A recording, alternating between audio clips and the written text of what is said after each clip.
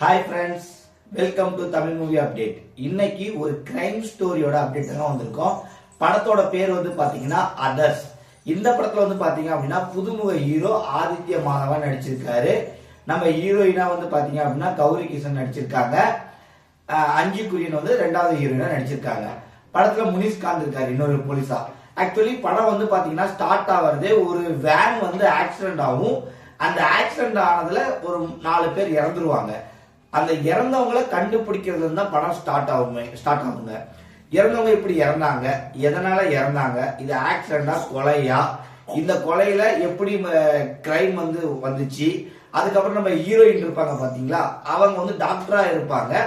அவங்க வந்து அவங்களோட ஹாஸ்பிட்டல்ல ஒரு மெடிக்கல் கிரைம் நடக்கும். கடைசியில இந்த 2 கிரைமும் எப்படி ஜாயின் ஆனிச்சு அப்படின்றது தாங்க இந்த படமே. இந்த படத்தோட ஒன்லைன் ஸ்டோரி இந்த அதர்ஸ்லயே உங்களுக்கு தெரிஞ்சிடும் இந்த படம் என்ன மாதிரி படம்னு. கிரைம் வந்து பாத்தீங்கன்னா இந்த படம் திருநங்கை திருநம்பி அவங்கள பேஸ் பண்ண படம் தாங்க. அந்த கார் ஆக்சிடென்ட் ஆனதுல இருந்து கிரைம் ஸ்டார்ட் ஆயிடும். மெடிக்கல்ல ஒரு கிரைம் நடக்கும். இங்க ஆக்சிடென்ட் ஆன கொலை யாரு பண்ணாங்க அப்படின்னு சொல்லிட்டு இது ரெண்டுமே வந்து ஒரு இடத்துல வந்து சேருங்க. இதுதாங்க இந்த படத்தோட கதையை. படத்துல வந்து பாத்தீங்கன்னா முனிஷ்காந்த் வந்து பாத்தீங்கன்னா சூப்பரா நடிச்சிருப்பாரு. ஃபர்ஸ்ட் படம் மாதிரி இல்லாம அவர் வந்து ஒரு போலீஸ்க்கே ஈக்குவலான ஒரு கேரக்டர்ல சூப்பரா பண்ணிருப்பாருங்க. அதே மாதிரி வந்து பாத்தீங்கன்னா அஞ்சு குரியன் அவங்க வந்து 2வது போலீஸா பண்ணிருப்பாங்க.